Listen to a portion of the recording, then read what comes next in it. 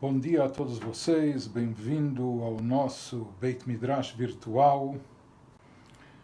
E hoje eu creio que é um dia especial porque nós estamos, de certa forma, juntos, concluindo e finalizando uma jornada espiritual importante, que foi muito intensa, do estudo profundo desse mamar, desse discurso hassídico pronunciado pelo nosso Rebbe, o discurso conhecido como Ve'ata Tetzaveh, pelas primeiras palavras do versículo que o inicia.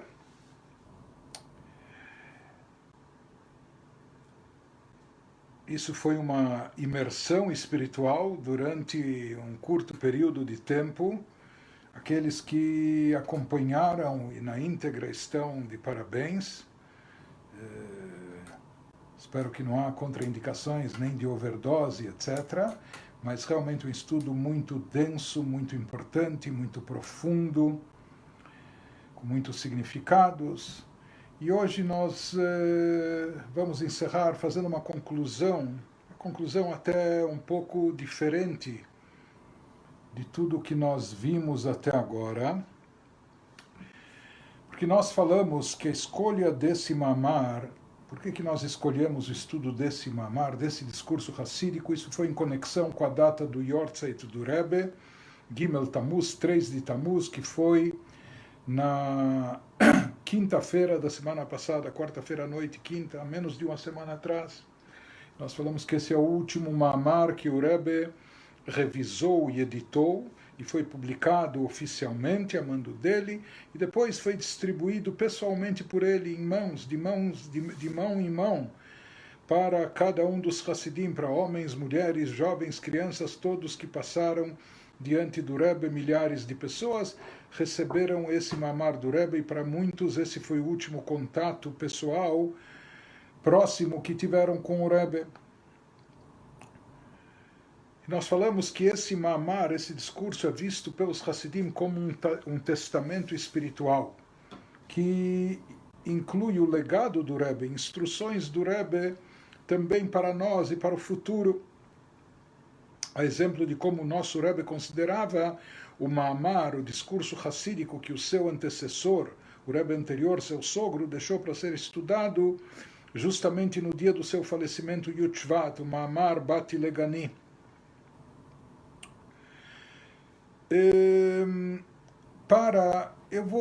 Em seguida eu vou trazer, só para recapitular, já fizemos uma recapitulação, leitura dinâmica ontem, mas eu vou trazer depois alguns trechos ou vários trechos do mamar que são muito importantes dentro dessa conotação, porque todo esse discurso, a espinha dorsal dele consiste em nos explicar, em definir qual o papel do líder espiritual, não só o mentor espiritual, mas a alma matriz, Raya Mehemna, o pastor fiel, o pastor da fé, aquele que alimenta a fé, internaliza a fé, etc., que traz à tona a parte essencial da alma, conforme tudo que nós vimos. Então esse é o papel de um Rebbe, de todos os Rebbes, esse é o papel do nosso Rebbe também, e continua sendo.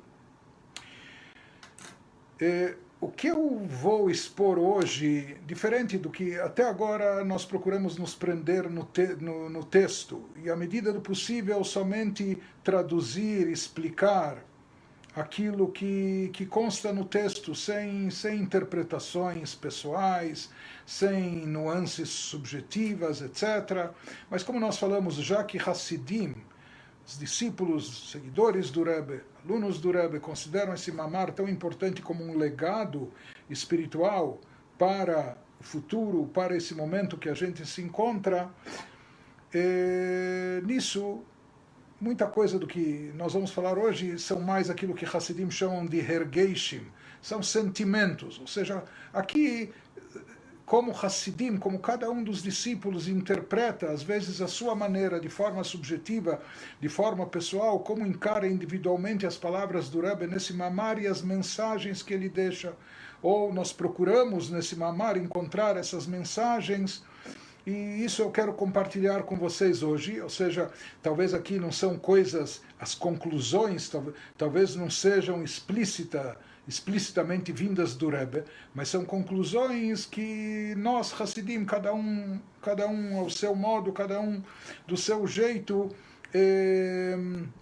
derivou, extraiu do Ma'amar, dessas palavras sagradas, e leva isso na sua vida como um farol que ilumina o caminho, como uma bússola que nos encaminha, que nos mostra por onde seguir, em que direção e de que forma. E antes de fazer essas citações do próprio Ma'amar, recapitulando e tentando extrair isso para nós aqui agora em relação ao nosso Rebbe, em relação à nossa geração, antes disso, em relação ao Rebbe, para contextualizar melhor o contexto e o panorama, eu queria me referir a três momentos marcantes, três momentos especiais no período de liderança e atuação do Rebbe, como mestre, como Rebbe.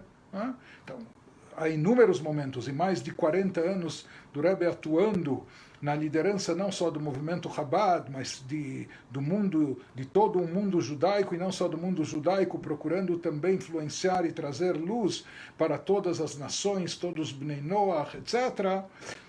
Claro que durante esses 40 anos há inúmeros momentos grandiosos, importantes, sublimes, sagrados, etc. Mas eu queria destacar, em conexão com o nosso assunto, três momentos.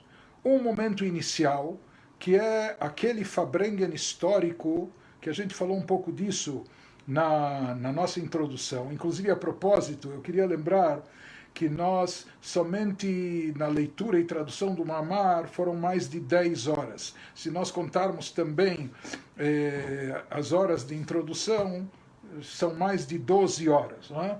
Para tentar entender um pouquinho, pelo menos o básico, o elementar desse Ma'amar. Como esse Ma'amar originalmente foi pronunciado num Shabbat, então nós não temos nem gravação em áudio, nem gravação em vídeo do Rebbe pronunciando esse Ma'amar, mas pelo que nós conhecemos dos Ma'amarim do Rebbe, pela extensão, pelo tamanho, etc., é de se supor que o Rebbe, pronunciando esse Ma'amar, isso deve ter levado talvez cerca de 20 minutos, ou talvez meia hora. Quando nós vemos o Ma'amar no seu formato original, o discurso no seu formato original, então, assim nós imaginamos. Ou seja, aquilo que o Rebbe pronunciou em 20 minutos, ou talvez em meia hora, só para a gente tentar entender o básico, nós investimos aqui até agora mais de 12 horas. Né? E ainda há muito mais o que se aprofundar. Isso é sobre um Ma'amar do Rebbe. O Rebbe, durante esses 40 anos de sua atuação na liderança hassídica, etc., na liderança espiritual, o Rebbe pronunciou mais de 1.500 Ma'amarim. Ou seja, aqui nós estudamos um. O Rebbe pronunciou mais de 1.500. Desses 1.500, cerca de 200, quase 200, foram posteriormente revisados, editados pelo Rebbe, acrescidos de notas de rodapé, referências, fontes, etc. Uma parte desses Ma'amarim foi publicada oficialmente e todos os outros nós temos eles hoje publicados, né? Apesar que não há esse crivo oficial, vamos dizer, dessa revisão final do Rebbe, apenas baseados ou nas fitas, nas gravações, ou naquilo que foi memorizado por aquelas pessoas que se empenhavam em registrar e documentar tudo que o Rebbe dizia e falava. De qualquer forma, o primeiro Ma'amar do Rebbe foi pronunciado no primeiro Yortzeit, um ano depois do falecimento do seu sogro, por ocasião do primeiro Yortzeit. E nessa ocasião, quando o Rebbe pela primeira vez pronunciou um Ma'amar, que como a gente explicou, isso representava e significava que ele estava assumindo a liderança de fato do movimento, porque só um Rebbe pronuncia esses ensinamentos, esses Ma'amarim. Então, isso foi um momento histórico. E naquele Farbrengen especial, que ocorreu naquela data, 10 de Shvat de 5.000 1711, aproximadamente janeiro de 1951. Naquela data, é sabido que durante um ano inteiro o Rebbe estava relutante em assumir a liderança, e o Rebbe se recusava. O Rebbe, na sua modéstia, na sua humildade, o Rebbe até queria fugir disso. O Rebbe dizia, não, isso não é compatível comigo, está acima da minha capacidade, não é para mim, etc. E o Rebbe várias vezes se negou, apesar dos apelos insistentes e dramáticos dos Hassidim durante um ano inteiro. E até aquela data, o primeiro Yortzeit, ainda não se sabia se o Rebbe de fato iria assumir ou não. Nessa ocasião histórica, quando o Rebbe sim assumiu, porém, o Rebbe acrescentou algumas palavras, tanto quando ele pronunciou o Ma'amar, como também nos outros pronunciamentos antes e depois do Ma'amar. Entre outras coisas, o Rebbe quis deixar claro um ponto. O Rebbe falou, olhe, tudo bem, querem que alguém conduza e dirija e é necessário ter alguém, etc. Como o Rebbe dizendo, tudo bem, não há outro, então, por falta de opção, serei eu. Mas o Rebbe frisou, enfatizou, saibam vocês, Hassidim, que eu não vou fazer isso sozinho. Primeiro, esse não é o caminho de Chabad. Dentro do Hassidismo existiam algumas vertentes que davam muita ênfase ao Rebbe e falavam que toda a parte espiritual, etc., o cultivo de amor, temor a Deus, inspiração, que tudo isso deve ser deixado por conta do Rebbe, do Tzadik. O tzadik da geração, nós somos pessoas muito simplórias, muito medíocres em termos espirituais, isso talvez está fora do nosso alcance, então que a gente fique ligado ao tzadik, e o tzadik como uma locomotiva, e nós somos vagões passivos, por assim dizer, e o tzadik é a locomotiva que puxa todos os vagões. Então, esses Hassidim, esses setores da Hassidut viam o Tzadik como a locomotiva que puxava os vagões, e eles próprios desempenhavam um papel mais passivo. É claro que implementavam na prática toda a Torá, todas as mitzvot, mas em termos de espiritualidade, elevação, esforço num estudo profundo, intelectual, ou despertar sentimentos espirituais elevados, eles diziam, isso deixe para o tzadik, e o tzadik ele vai nos puxar atrás. Não é? Porém, em Chabad não se aceitava essa colocação. Chabad sempre exigiu um trabalho interno, não só por parte do Rebbe, mas de todos os Hassidim. O Rebbe estimula, o Rebbe desperta, etc. Mas cabe a cada um dos Hassidim também se esforçar, se empenhar, trabalhar em termos espirituais para fazer e realizar a sua parte também. E isso era uma condição sine qua non, isso era uma exigência em termos de Chabad. E o Rebbe frisou, enfatizou isso, ou seja, naquele momento especial, naquele Farbrengen histórico, quando ele assumia a liderança do movimento, oficialmente, quando ele pronunciou o primeiro Ma'amar, inclusive esse primeiro Ma'amar do Rebbe, que é baseado no último Ma'amar deixado pelo Rebbe anterior. Assim como o nosso Ma'amar é visto como um testamento espiritual, o primeiro Ma'amar que o Rebbe pronunciou é visto também como uma declaração de missão. E, de fato, inclusive já houveram até trabalhos de mestrado e doutorado nas até universidades aqui israelenses, quando pessoas se aprofundaram nesse Ma'amar, há um livro publicado sobre isso, e mostram que tudo que o Rebbe realizou nas décadas seguintes, tudo isso estava já incluso no primeiro discurso hassídico que ele pronunciou naquela data, que isso era como uma carta de intenções, uma declaração de missão, deixando muito explícito para o que nós viemos, qual o nosso papel, qual a nossa missão. E o Rebbe falava nossa no plural, porque ele dizia, como enfatizando, não esperem de mim que eu faça isso sozinho. Eu vou fazer a minha parte, querem que eu leve cartas para o Ohel, para o túmulo do Rebbe anterior, para pedir brachot, etc. Eu vou fazer isso, mas cabe a vocês, assim o Rebbe dizia também, aos Hassidim, fazerem a sua parte. E juntos nós vamos, com essa sinergia, juntando as forças, com isso nós vamos seguir adiante, Bezrat Hashem, nós vamos atingir o objetivo. E o Rebbe dramaticamente, nós temos fita de gravação em áudio disso, o Rebbe até chorava durante esse pronunciamento, e o Rebbe dizia, porque como esperar ou de alguém que preencha o lugar do Rebbe anterior, ele se referia, e em prantos, o Rebbe falava, ainda mais, aqui não se trata de algum filho, não é? O Rebbe era genro do Rebbe anterior, então o que se espera que ele preencha o lugar, o espaço, etc. Então o Rebbe diz, alguém tem que estar, então eu vou, por falta de opção, eu vou me incumbir dessa tarefa, mas com essa condição que nós façamos o trabalho juntos. Inclusive, só em parênteses, sobre essas vertentes racídicas, é conhecido, por exemplo, havia um mestre, Rab Shlomo de Karlin, que também era discípulo do Magid Mezritch, colega do Rab Shneur Zalman, autor do Tânia. E certa vez, nas andanças, nas mudanças, na dinâmica da vida, houve uma cogitação até dele mudar de cidade. Ele queria se estabelecer perto, na mesma cidade que o Alter Rebbe, que o Rab Shneur Zalman, o fundador do Chabad. Só que ele era famoso e célebre de sempre repetir, há um versículo bíblico que diz, Vetzadik bemunato yichyeh, o tzadik, pela sua fé, com sua fé ele vive, e eles interpretavam que pode ser lida a frase Vetzadik bemunato yechayeh, não leia apenas que o tzadik, pela sua fé ele vive, mas pela sua fé ele vivifica, ele dá vida aos outros, ele praticamente ressuscita, e ele enfatizava muito esse ponto, ou seja, o papel do tzadik, liguem-se, juntem-se ao tzadik, a ele próprio, etc., e o tzadik já vai trazer vida espiritual, vitalidade e energia no serviço a Deus, etc. E ele consultou o Rab Shneur Zalman sobre essa possibilidade dele também habitar na vizinhança, e no final a conclusão muito interessante, o Rab Shneur Zalman no final concluiu junto com ele, olha, isso não vai dar certo, porque nós temos approaches, visões diferentes, em Chabad sempre se esperava e se exigia dos Hassidim que eles próprios se empenhassem, e por isso no final ele falou, não vai dar certo aqui essa proximidade, porque nós estaremos pregando filosofias diferentes e até antagônicas dentro da própria vertente hassídica. Então no final ele acabou se dirigindo para uma outra localidade. Enfim, então o Rebbe enfatizou muito esse ponto nessa data histórica quando ele assume a liderança.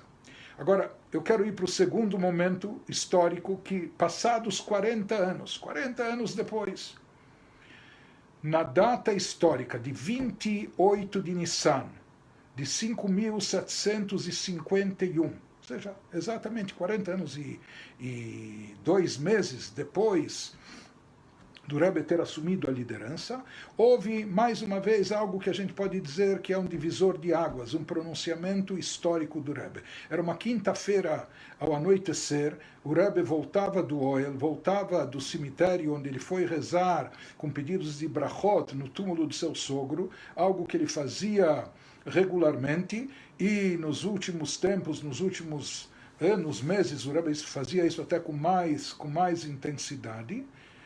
E, enfim, o Rebbe retornava no final do dia, quando o Rebbe ia para o cemitério, ele passava aquele dia em jejum, etc.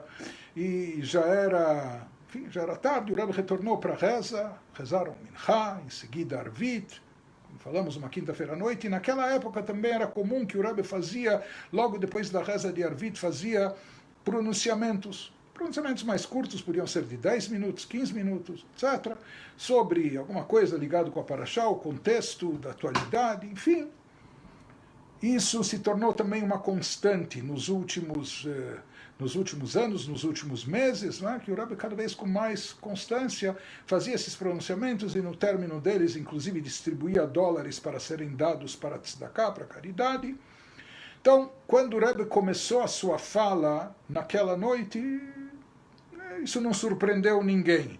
Por quê? Porque os Hassidim estavam habituados que isso se tornou algo de praxe nesses últimos tempos, principalmente que nesses últimos anos, desde o falecimento da sua esposa, o Rebbe já não fazia fabrengens grandes e públicos em dias de semana, apenas no Shabbat. No lugar disso, haviam essas sichot, esses pronunciamentos mais curtos. Não?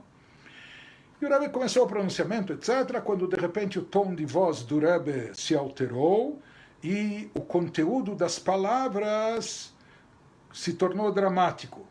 Então, chegou o momento, o Rebbe fala, estava no final do mês de Nissan. O mês de Nissan é o mês de Pesach.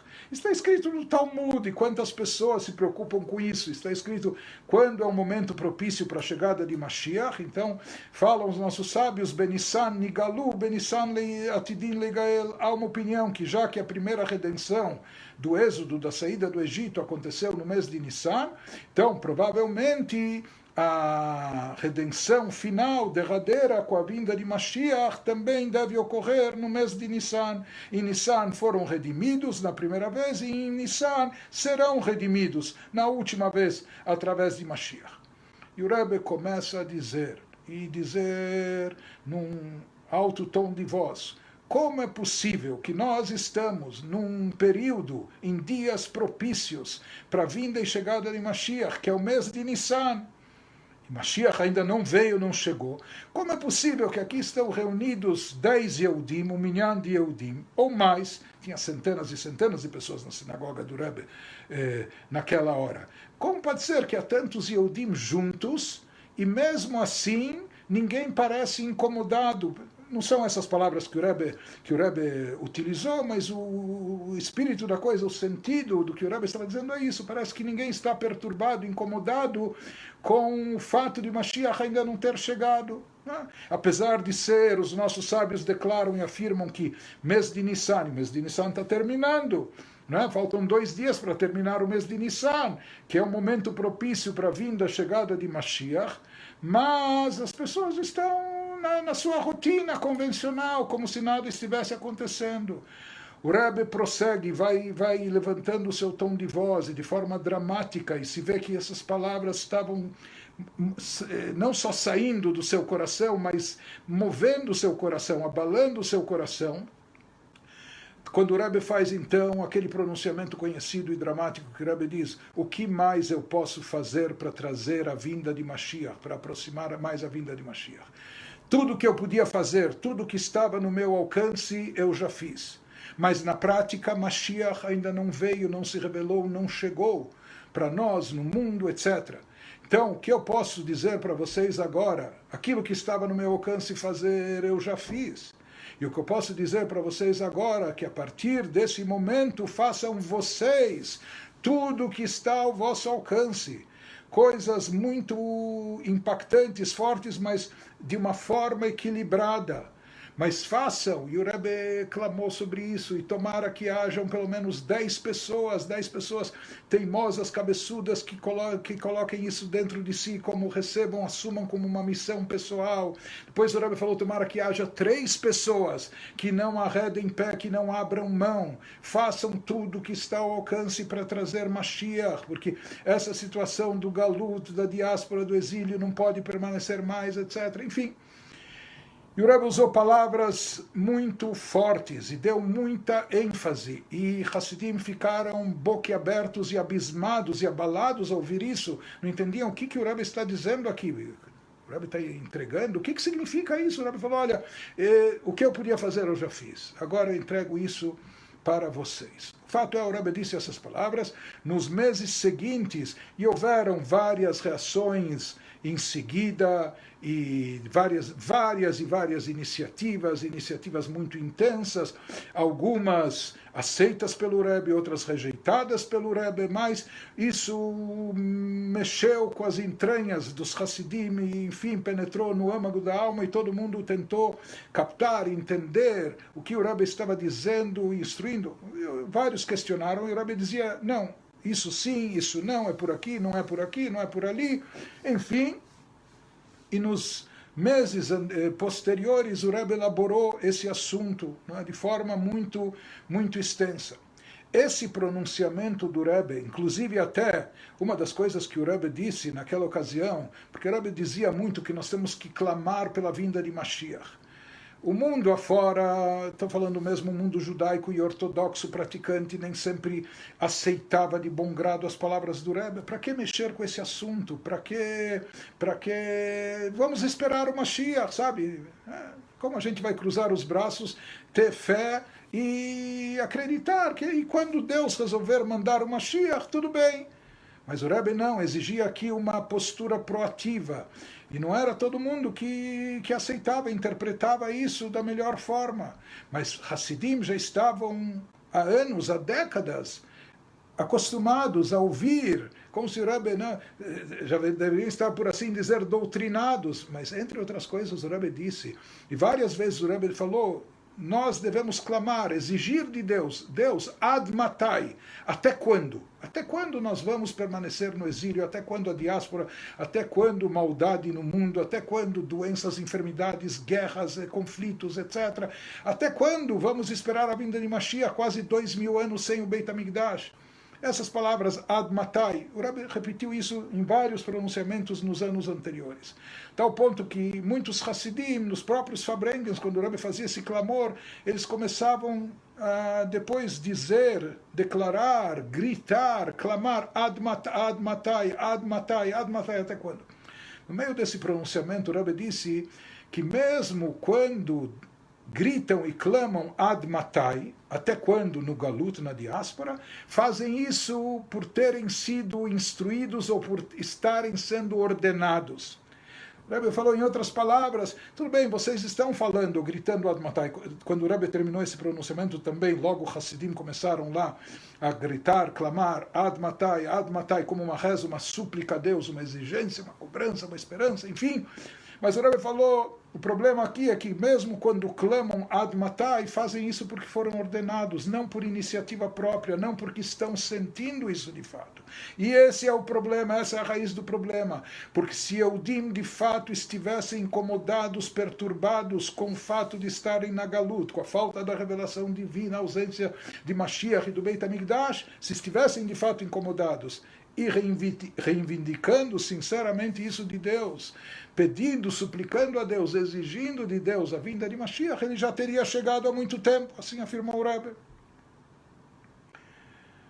Esse pronunciamento o Rebbe fez 11 meses, cerca de 11 meses antes de distribuir o Ma'amar que nós estudamos, Ve'ata Tetzaveh, que esse é o terceiro momento que a gente quer abordar.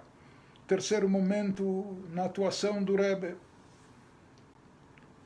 Esse pronunciamento do Rebbe, 27 e 28 de Nissan, ocorreu exatamente 11 meses antes do Rebbe ter sofrido um derrame cerebral, quando ele estava também no Ohel, no túmulo do seu sogro, rezando.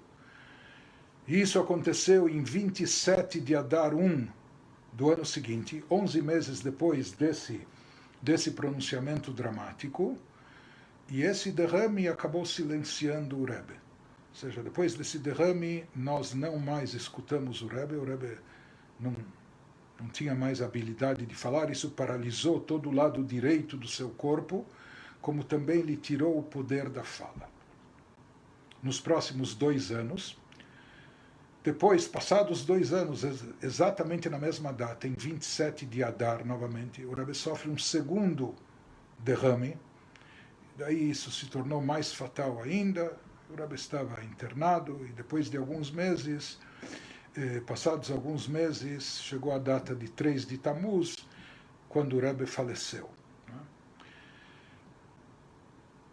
Esse Ma'amar Ve'ata Tetzaveh foi distribuído em mãos pelo Rebbe no dia 14, entre 14 e 15 de Adar 1, ou seja, a menos de 2 semanas antes dele sofrer o derrame que iria silenciá-lo. Então o Rebbe, nessa ocasião, nessas semanas, ele revisou o Ma'amar, editou o Ma'amar, mandou ser publicado e o distribuiu pessoalmente em mãos para cada um dos Hassidim. O último Ma'amar revisado, editado pelo Rebbe nas suas mãos. Se a gente observa o conteúdo desse Ma'amar, e junto com esses pronunciamentos históricos do Rebbe, aquilo que o Rebbe declarou e afirmou 40 anos atrás, logo no início da jornada, quando ele assumiu a liderança, que ele não faria isso sozinho, mas junto com todos os Hassidim, etc. Mais tarde, passados 40 anos, quando vem esse discurso impactante do Rebbe, esse pronunciamento, quando ele diz, olhe, como isso foi um divisor de águas, aquilo que eu podia fazer, eu esgotei, eu fiz, não há mais, não tenho mais como agir. Depois todo mundo falou, não, Rebbe, continue, claro que eu vou continuar, eu estou com vocês, mas cabe a vocês, agora vocês têm que fazer a vossa parte, etc. E de certa forma, se a gente observa bem esse mamar, Ve'atá tetzaveh, aquilo que nós estudamos nesse mamar, nós vamos ver que tudo isso encaixa, tudo isso combina, né? E essa questão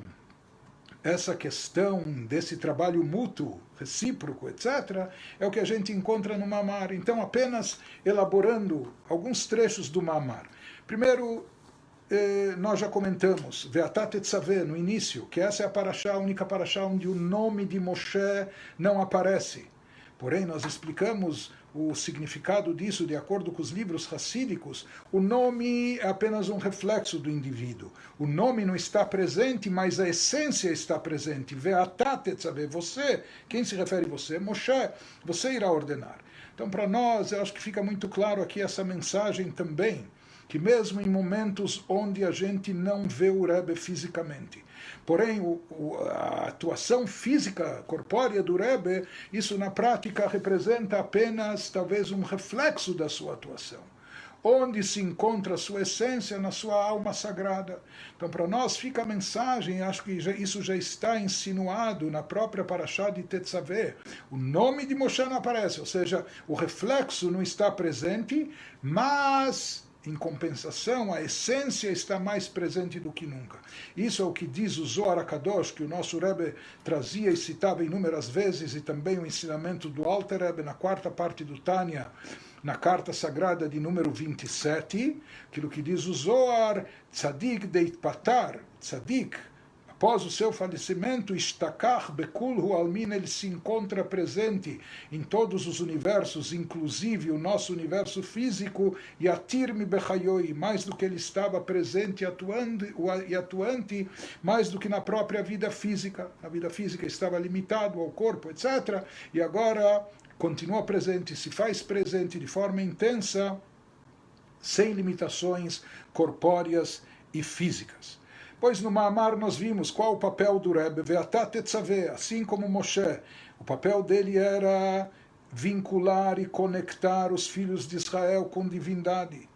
E através disso, o próprio Moshe recebe um acréscimo de luminosidade na sua alma, ele recebe uma elevação maior na sua espiritualidade, aquilo que nós estudamos no Mamar. Isso lembra muito aquilo que nós falamos dessa sinergia, desse trabalho conjunto que o Rebbe se propôs junto com os Hassidim, como dizendo, eu vou fazer minha parte, mas vocês também façam a sua parte, e juntos nós venceremos, juntos nós atingiremos o objetivo. E isso lembra também o dito talmúdico que fala sobre Yaakov Avinu, que Yaakov Avinu não morreu. O que quer dizer não morreu? Fala o Talmud, Mazaro Bachaim, Afhu Bachaim. Assim como a sua descendência está viva, ele também está vivo. E conforme o Rebbe explica, através disso que a sua descendência está viva, não só fisicamente viva, mas Am Israel Chai, viva em todos os sentidos, mantém o judaísmo vivo, está imbuído de Torá com vitalidade e energia, isso deixa a alma do patriarca Yaakov também viva, como se ele não tivesse morrido, como se ele estivesse ainda atuando até fisicamente, presente fisicamente nesse mundo. Então aqui nós vemos que a cabeça, ela depende também dos órgãos inferiores, dos membros inferiores, isso que a gente explicou no Mamar, tudo isso no capítulo 2, que Moshe e Israel são como a cabeça e as pernas, que só as pernas podem conduzir e levar a cabeça aonde ela quer chegar. Em outras palavras, esse é o trabalho e a missão que o Rebbe se propôs. Então, ele era Rosh Bnei Israel, Rabbi é inicial acróstico em hebraico de cabeça dos filhos de Israel, vai atuar como cabeça, mas eu preciso de vocês para trazerem na prática, implementar na prática aqui no mundo terrestre todas as ideias, todos os objetivos, os planos que há presentes na cabeça. Não é? Isso que nós vemos que através do fato de Moshe estar Moshe, e aqui nós nos referimos ao Rebbe, estar vinculando, conectando a nós com a divindade. Através disso, nós também acrescentamos luz, espiritualidade e elevação em Moshe. De certa forma, então isso é uma influência recíproca, como nós falamos. Ou seja, de certa forma, nós também beneficiamos, elevamos Moshe. Em outras palavras, aquilo que talvez o Rebbe não faria sozinho, por nosso intermédio, por mais que nós somos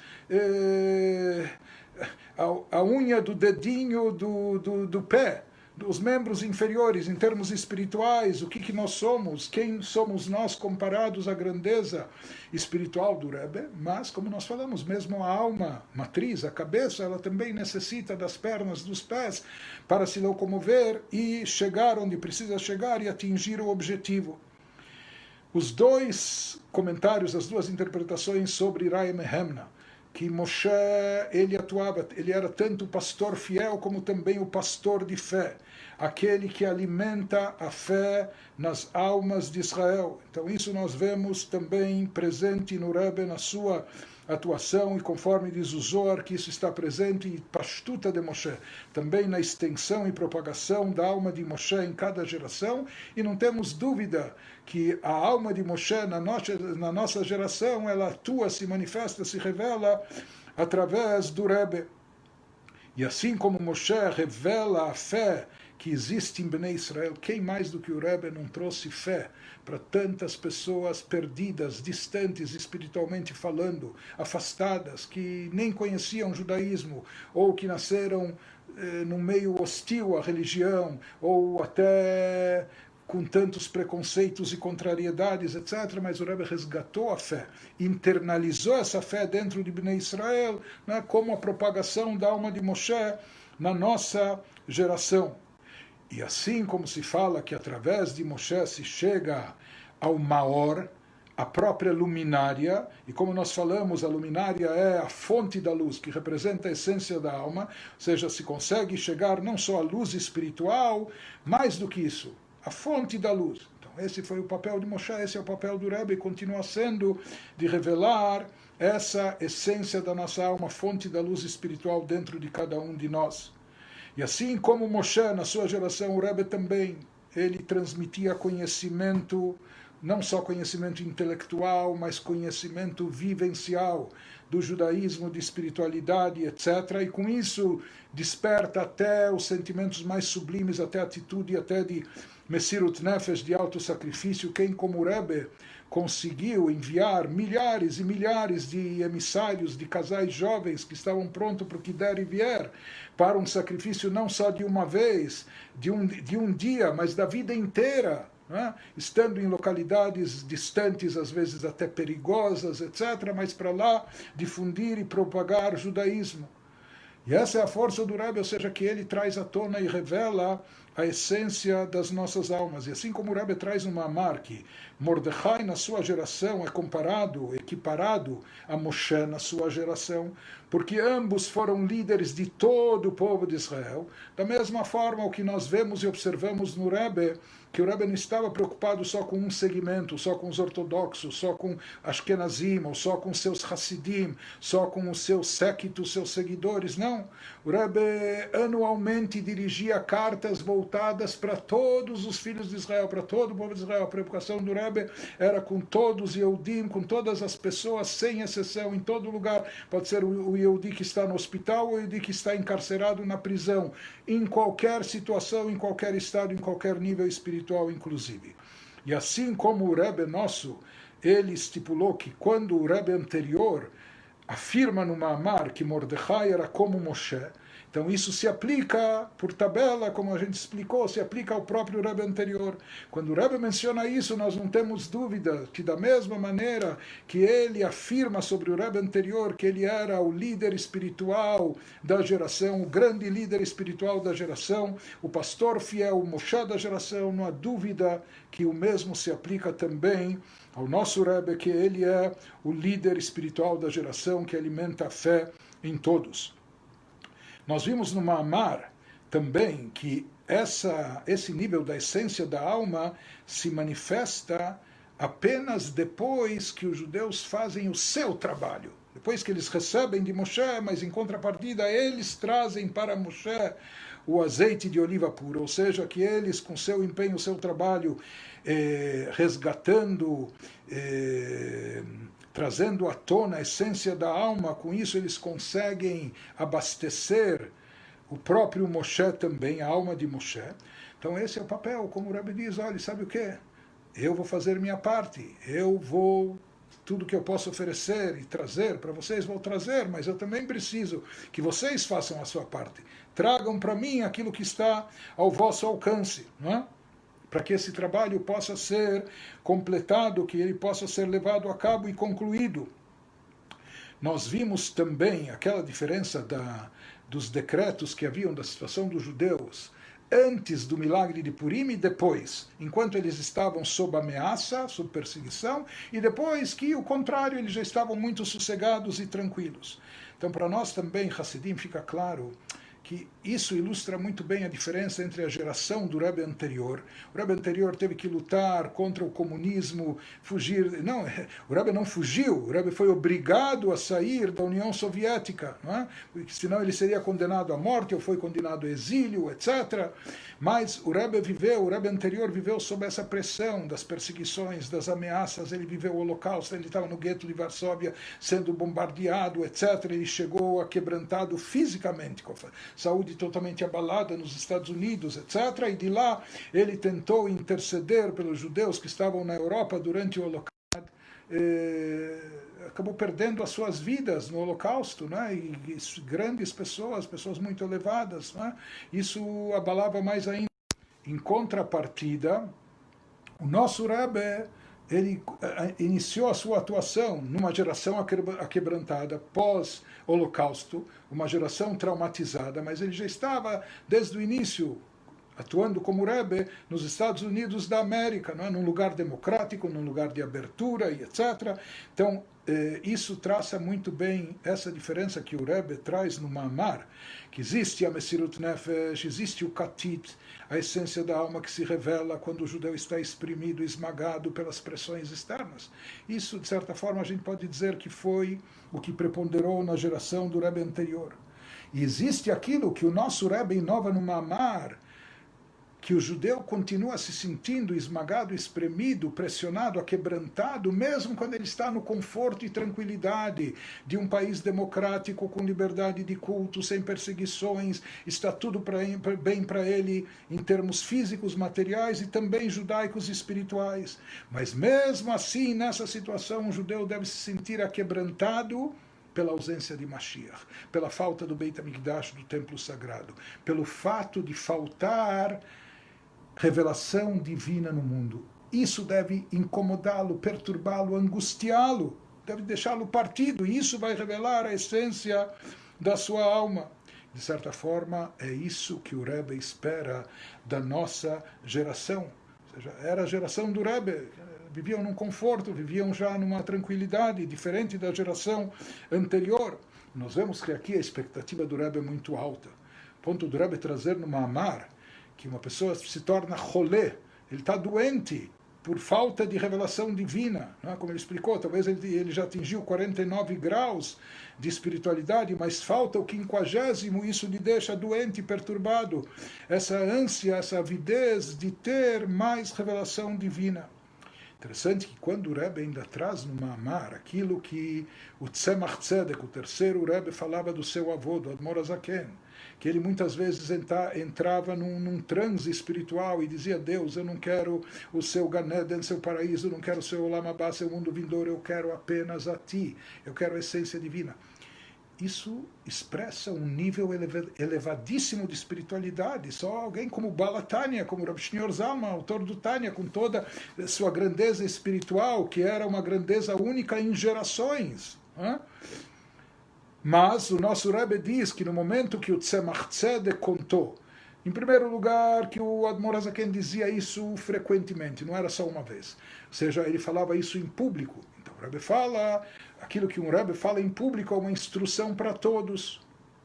Mais ainda, quando o seu neto sucessor, o terceiro Rebbe Tzemach Tzedek, quando ele divulgou isso, é sinal que todos nós temos que ansiar por algo semelhante. Então, a gente imagina aqui a expectativa, o que o Rebbe espera, anseia de nós, mas em outras palavras, o Rebbe está dizendo que nós temos forças espirituais para isso. Nos foram dados poderes para isso, mas o Rebbe aqui fala, nós temos que ansiar a vinda de Mashiach, nós temos que estar perturbados e incomodados com a falta de espiritualidade.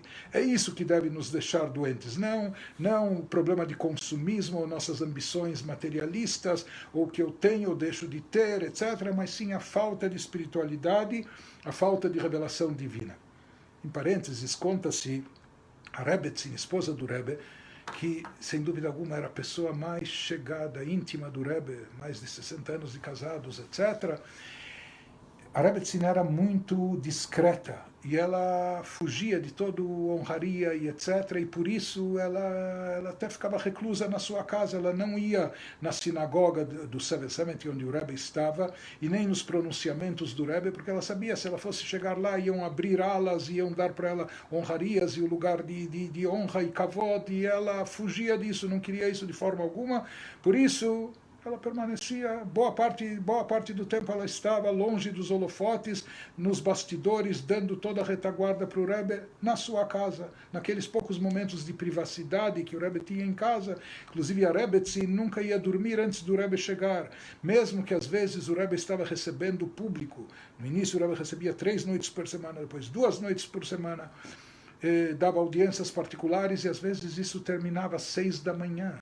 Mas a Rebbetzin estava lá acordada esperando o Rebbe. Ou nos fabrengens mais longos, que também se estendiam, às vezes até 3 da manhã ou mais, sempre ela estava lá esperando o Rebbe. E se conta que nesses fabrengens, nesses pronunciamentos públicos do Rebbe, nos últimos anos já havia um sistema de hook-up via telefone com alto-falante. Então, em outros países, outras comunidades, também se escutava ao vivo o que o Rebbe estava dizendo. E nos últimos tempos isso começou a ser transmitido também pelo rádio e mais tarde até por TV a cabo. Então, nessas ocasiões, a Rebbetzin, ela escutava o Fabrengen do seu marido pelo rádio, ou nesse sistema, não é? De dentro da sua casa, apenas a algumas quadras do Seven Summit e da sinagoga. Então, a Rebbetzin aqui já tinha mais de 80 anos de idade, e havia algumas pessoas de confiança entre os Hassidim que eles eram incumbidos de estar em casa e auxiliar ou assessorar e etc. em tudo que a Rebbetzin ou o Rebbe precisava, manutenção da casa, etc. E quando o Rebbe não estava em casa, então até eles estavam lá por uma questão ou de segurança, etc. Então sempre havia 1 ou 2 pessoas. E conta uma dessas pessoas que ele estava do lado da Rebbetzin quando a Rebbetzin escutava um Fabrengen no seu marido, do Rebbe. E chegou um momento, assim como várias vezes, várias ocasiões, tinha vezes inclusive que o Rebbe nunca deixou de vir num Fabrengen, numa data especial, independente de estar gripado, resfriado, com febre ou o que for, jamais. Não é? E tinha uma vez, às vezes a gente mesmo percebia que o Rebbe estava rouco, ou que o Rebbe estava muito gripado, não é? Ou que a sua voz saía rouca, etc. Mas o Rebbe continuava falando, ensinando, transmitindo tudo o que precisava ser transmitido. E às vezes, como uma das outras vezes que o Rebbe começou a falar sobre Mashiach, e o Rebbe erguia seu tom de voz, como dizendo e falando sobre Mashiach e a necessidade de clamar e etc. Enquanto o Rebbe falava, a voz já não saía, ele já estava, rouco e tossindo e etc. E a Rebbetzin escutando isso pelo rádio. Então, por assim dizer, como que escapou da boca dela um comentário que esse assessor do seu lado escutou, e através disso nós ficamos sabendo. Ela disse uma hora, ele pensa que todo mundo se importa com Mashiach assim como ele. Como o Rebbe estava clamando, gritando, tirando suas forças, sua voz, etc. E a própria Rebbetzin, que conhecia muito bem o Rebbe, ela falou, puxa, mas ele pensa que todo mundo está preocupado com a falta, a ausência de Mashiach, assim como ele. A Rebbetzin sabia o quanto a falta de Mashiach incomodava o Rebbe. Mas, de certa forma, o que nós vemos aqui no Mamar é que o Rebbe espera isso de todos nós, que a gente esteja... É uma expectativa muito alta nos valores predominantes na nossa vida, no nosso mundo. Quantas pessoas andam por aí perturbadas e angustiadas pela falta de espiritualidade e ausência de revelação divina, o fato de Mashiach ainda não ter chegado, a ponto de se sentir doente por causa disso e clamar. Mas a gente vê do Mamar aqui que, de certa forma, essa expectativa do Rebbe da nossa geração, e isso que se espera de nós, ou seja, que nós também clamemos, exijamos de Deus, do Criador, Admatai, até quando, etc. E como o Rebbe explicou no Ma'amar, no discurso hassídico, que isso é mais elevado do que Messirut Nefesh, do que atitude de autossacrifício. E isso traz à tona e revela a essência da alma de uma forma ainda mais elevada, que permeia todos os poderes e manifestações da alma, que estejam todos alinhados com essa essência. Pois aquilo que o Rebbe traz no Ma'amar, que assim como Moshe nos vincula a Deus, a divindade, Moshe também exerce esse papel de vincular e conectar os judeus entre si, as almas judaicas entre si, promover unidade e união, isso que nós vemos que o Rebbe se empenhou durante toda a sua atuação, durante toda a sua vida. Isso está presente, inclusive, nos últimos pronunciamentos do Rebbe, no pronunciamento do último Shabbat, onde nós tivemos um Fabrengen com o Rebbe. Isso, de certa forma, sem dúvida, é um legado, uma mensagem para nós, que nós temos que continuar com esse trabalho de unir as pessoas, de unificar as pessoas, de tirar as diferenças, etc., enfatizar o denominador comum e aproximar as pessoas entre si. E como se faz isso? Assim como no caso de Moshe, quando a gente traz à tona mais espiritualidade, ou revela a essência da alma, então com isso também se facilita a aproximação. E o principal, que nós vimos no final do Ma'amar, que dessa forma, quando nós fazemos o nosso trabalho, que nós trazemos, ou seja, além daquilo que nós recebemos de Moshe, aquilo que nós recebemos do Rebbe, quando nós, em contrapartida, também damos de si próprio para trazer ao Rebbe o serviço, o trabalho que ele incumbiu a gente, aquilo que inclusive ele fez o empowerment, ele nos deu as forças e poderes para a gente realizar isso. No momento que a gente traz isso para Moshe, então, o que se obtém? O Ner Tamid, a chama perpétua. A luz que está presente eternamente. Ner Tamid. A luz constante, regular, que está acima de variações, acima de mudanças, etc. Então, dessa forma, nós acrescentamos no próprio Moshe, conforme explicado no Ma'amar. Em outras palavras, assim como se diz, nós temos uma missão. Nós estamos empenhados, nós não vamos permitir jamais, Chas v'Shalom, que a sua vela se apague. E assim como foi dito pelo quinto Rebbe de Chabad, que é a dinastia que são descendentes de David HaMelech, etc., que a luz desses ensinamentos vai durar até a vinda, a revelação e chegada de Mashiach, brevemente.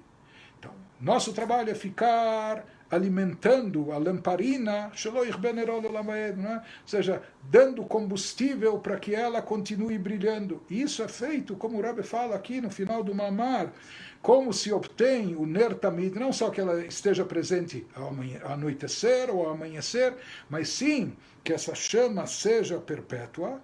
Isso acontece depois que Bnei Israel, que nós fazemos a nossa parte e trazemos para Moshe, acrescentamos para Moshe. Em outras palavras, esse trabalho de perpetuar essa mensagem, esse legado, está nas nossas mãos, e o Rebbe confiou nas nossas mãos. E mais do que isso, conforme o Rebbe explica no último capítulo, mesmo a força para nós agirmos por conta própria, por iniciativa própria, isso também vem de Moshe. Ou seja, Moshe, aqui o Rebbe, eles são tão generosos e tão bondosos que eles, porque se diz que tzadikim são semelhantes ao Criador, assim como o Criador nunca exige da criatura mais do que ela é capaz. Mesma coisa também os tzadikim, quando pedem alguma coisa de nós, porque eles, não só que eles sabem que nós somos capazes, mais do que isso, se eles estão pedindo, o fato deles pedirem ou exigirem de nós é sinal que nós temos esse potencial, essa capacidade, e mais do que isso, eles também nos ajudam a despertar esse potencial e trazê-lo à tona, e eles também nos abastecem das forças necessárias para poder levar a cabo essa missão, para nos conduzir até o objetivo final. E o objetivo final é a chegada de Mashiach, a construção do Beit HaMikdash, revelação de divindade no mundo todo, etc., não é? Com paz, sossego, alegria, saúde, tranquilidade, etc., tudo aquilo de bom que nós estamos esperando para já, não só para muito em breve, mas para já, Então essas forças também, mesmo para nós realizarmos o nosso trabalho, o Rebbe enfatiza que isso também vem de Moshe. E aí, pela segunda vez no Mamar, o Rebbe menciona o Rebbe anterior, o seu sogro. Então, assim como ele fala que o seu sogro, com certeza, alimentou com forças necessárias cada um para levar a cabo o trabalho, mesmo ele não estando presente ou fisicamente ou do lado, mas essa força que ele nos dá, uma força de efeito contínuo e permanente, não é? E que prossegue conosco. Mesma coisa também, esse poder de nós trazermos, adicionarmos luz espiritual até para a própria alma de Moshe e levar a cabo o seu trabalho, isso também é derivado das forças que o Rebbe dá e deixa para nós e continua dando. E como o Rebbe costumava muito dizer, em conexão com o Yortzeit do quinto Rebbe de Chabad, pai do seu sogro, então ele trazia algo que o seu sogro falou em relação ao falecimento do seu pai, do Rebbe anterior. Ele sempre dizia que certeza, não é? Aqui falando de Rai Mehem, Sheloi Azov Aroet Son Marito, com certeza um pastor e um bom pastor nunca deixa e abandona o seu rebanho. E mais do que isso, aqui quando a gente está tratando do Rai Mehem, do pastor fiel, então nós não temos dúvidas, nós temos certeza absoluta e plena convicção que o Rebbe continua atuando conosco, que a alma sagrada do Rebbe está presente e atuando mesmo nesse mundo físico e material. Para nós é muito difícil, nos falta. Ou seja, quem viu o que se descreve das pessoas que tiveram esse privilégio, antes você via fisicamente só o olhar, os olhos azuis penetrantes do Rebbe, a presença do Rebbe, ou as respostas que o Rebbe dava, especificamente os conselhos, orientações, ou ouvir e ver os ensinamentos. É claro que isso nos falta, e falta muito. Isso, da nossa parte, exige muito mais desprendimento, ou seja, que nós temos que nos espiritualizar, para estar conectados com a parte espiritual, quando nós não temos a parte corpórea, física, então isso exige muito de nós, mas ao mesmo tempo o Rebbe confiou em nós, o Rebbe investiu em nós, o Rebbe deu todas as forças e ferramentas necessárias para que a gente pudesse desincumbir essa missão, para que a gente pudesse concluir esse trabalho. Então isso também é feito através das forças que ele nos deu. E como a gente vê na prática, se mesmo passados 26 anos do seu passamento físico, do seu falecimento, mais de 3.000 novos casais e famílias de shluchim emissários se espalharam pelo mundo todo e continuam saindo. Pode ser Angola, pode ser Vietnã, pode ser Camboja, pode ser qualquer parte do mundo onde haja qualquer número de Yehudim, onde possa se disseminar Torá e Mitzvot. Pessoas vão para a vida toda. Isso é a prova mais evidente de que a sua presença continua firme e atuante dentro de nós. Todas as bênçãos que a gente vê que se realizam através do Oel, dos pedidos, etc. Né? Então, isso são algumas mensagens que nós podemos extrair, ou que nós extraímos do Ma'amar Ve'atat Tetzaveh, que ficam conosco hoje em dia, na nossa geração, na nossa situação também, até a gente logo presenciar a vinda de Mashiach.